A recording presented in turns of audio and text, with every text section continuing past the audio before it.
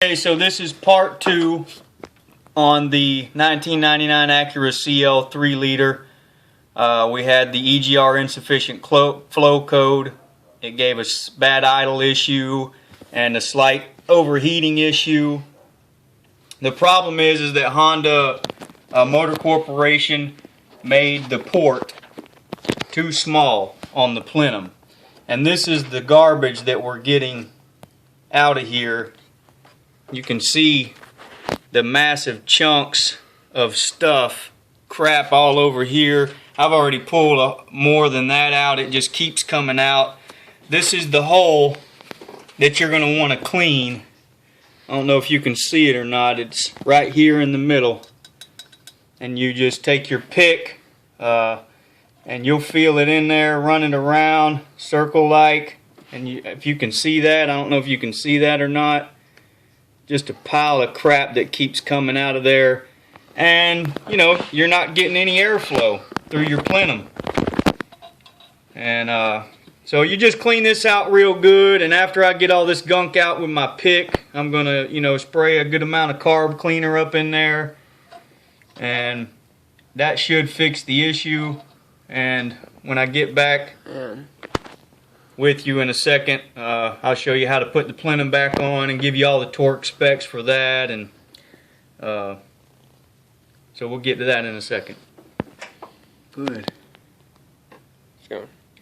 Okay, so we cleaned the lower intake pretty good here. Now we're going to apply 1/16 bead of gray RTV silicone, and then we're going to put the new plenum gasket on, put everything back together. We've cleaned the EGR port completely out with carb cleaner and a pick, and find my little wire brush. Where's that wire brush at?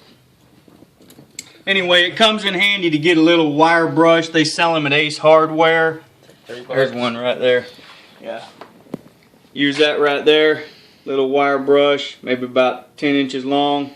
You can clean both of the ports out really well. Comes in handy. So we're going to put this RTV on there and put the plenum back together, and we'll be good to go. I'll give you the torque specs here in a second.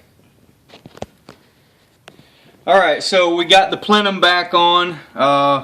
You got 1, 2, 3, 4, 5, 6 bolts and 1, 2, 3 nuts that have to come off to pull the plenum off, and I torqued them back down to spec, 15 pounds. And you also have to replace the EGR valve, which sits right here. This is your EGR valve. This is a brand new one that I bought. It goes right there. And you have to replace that when you do this as well, or it will set a separate code. The PCM will set a separate code. So I got some RTV on there, got my new gasket, and I'm about to put it down in there. Get that bad boy back on. I'm going to torque them down to spec as well.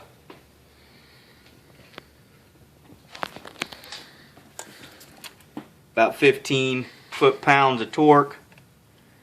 And put the beauty covers back on.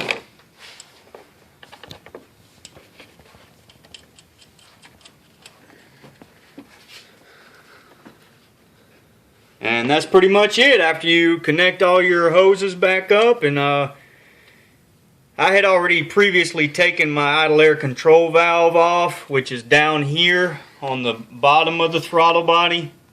This is your throttle body right here. And it's on the lower end under here. This is your IAC, your idle air control valve. I had already previously taken that and cleaned it with some carb cleaner. That smoothed the idle issue out, but not completely. So when you have this issue where you got a rough idle at a stoplight, normally your problem is going to be the IAC and that insufficient EGR flow code, which is what the procedure we just followed. If Honda does it, it pays 2.2 hours, and they're going to charge you about $300 in labor plus new EGR valve.